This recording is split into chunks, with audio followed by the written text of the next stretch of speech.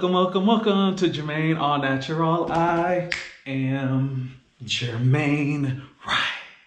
And this is this month's Black History, a piece every month. And it's also Black History Month. So, though Black Americans have been breaking barriers, we're still making a lot of firsts, like our very own first Black Indian Vice President, Kamala Harris, who is just breaking tons and tons of barriers alone. We have people like Justice Martin J. Jenkins, who was sworn into the Supreme Court in California. We have Regina King, who won an Emmy for Best Lead Actress in Watchmen, who is tied with Alfre Woodard for the most Emmys. People like Zendaya that are breaking records. Simone Biles. No backstory needed, just the name within itself, Simone Biles. Dario Calmise, who was the first Black photographer whose shoot was featured on the cover of Variety. And who did he shoot? None other than our Queen Viola Davis. We also have Noah Harris, who is a junior at Harvard. He is also the first Black man to be elected by students as the president of the Undergraduate Council. I said that right? Undergraduate? Yes. So barriers are still being broken even here in 2021, and there are still tons and tons more that will still be broken going forward into the future. So though these records are being broken, monthly, daily, weekly, just throughout time, and as days go on, we're breaking barriers, and Black people are definitely getting their footing and being recognized for more things that they're doing. We always still come back just to celebrate Black History Month here in February, because it is a lifetime of accomplishments that need to be recognized, respected, and acknowledged.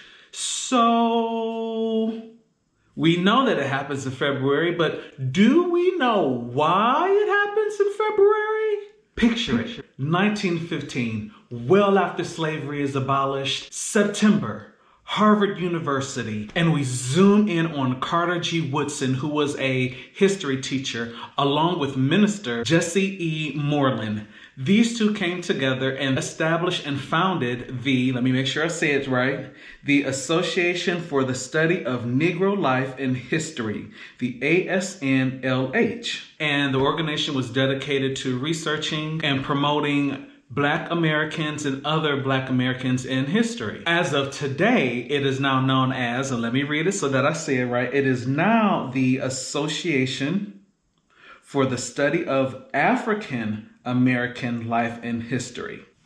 And of course, any and all articles and links and videos will all be linked down below so that you can kind of get a little bit more deeper detail into what I'm sharing with you today. So make sure you check things out after this video is done. So those two came together, formed that organization just to highlight, and like I said, research and really broadcast a lot of the contributions that Black Americans have given to the country. Now, when they initially started the organization and formed it, the celebration was that very first time only 3 weeks long. As a few years pass, we then find ourselves in 1926, the Roaring Twenties. And at this point, we have National Negro Week. So it was now a week-long celebration. But how did it end up in February of all months? Woodson and Moreland very specifically put it in February because of two major reasons. One, because of the 16th president, Abraham Lincoln, who we know abolished slavery, and activist, writer, and very, very well-known speaker Frederick Douglass' birthday was also in February. Now, as you all know, anytime I do my Black histories, for the most part, I always find multiple different things. I found one article that said that Frederick Douglass' birthday was on the 14th of February. I also found a couple of articles that said they didn't know when his birthday was. Frederick Douglass was born a slave. His parents were slaves. He was born into slavery. And just because of how slavery worked, I don't think that the slave owners kept up with when babies of the slaves were born. I didn't do a whole lot of digging to see how that 14th of February was found out, but that part is interesting to me, that there is that conflict there of a set date and then a complete unknown. The fact that the birth dates of a lot of slaves were not recorded makes more sense as to why I would see more things that say that it's unknown than that specific date. But again, I did not go into the deep research to see really when his birthday was and what facts there were behind a date of February the 14th.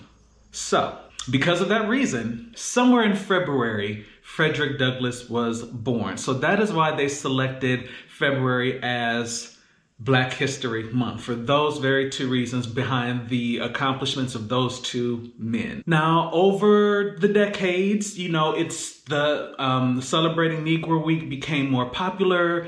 It started to spread through schools and different clubs and communities in different states. So it kept getting bigger and bigger and bigger. This just feels like I'm repeating every Black history or several different Black histories that I have done, like the one for Pride and the one for Native American and Alaskan Americans and for Black Gay Pride. Like, it feels like every month that there is a particular group of people celebrated, it's the same story. Like, yep, it starts off small and then it starts getting bigger and bigger and bigger and people start acknowledging it. And then next thing you know, a president comes into play and says, hey, let's make this a national holiday. But in the instance of Black History Month, what really catapulted it into, the thing, the big month-long event that it is, was the 60s. The civil rights movement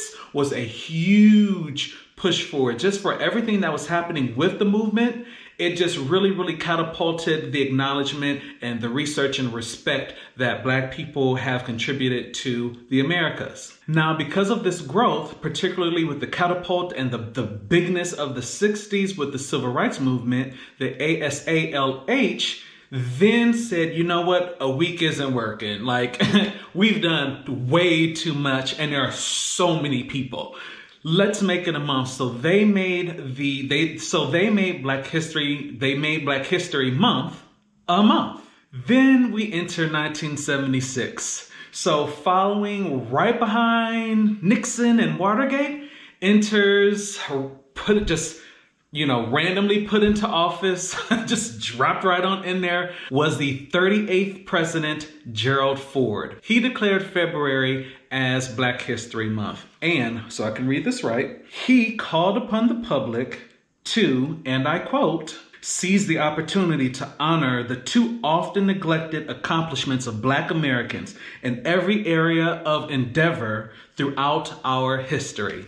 So that was the official national recognizing of Black History Month. It was in 1976 with President Gerald Ford. And from there, it has done nothing but grown and grown and grown.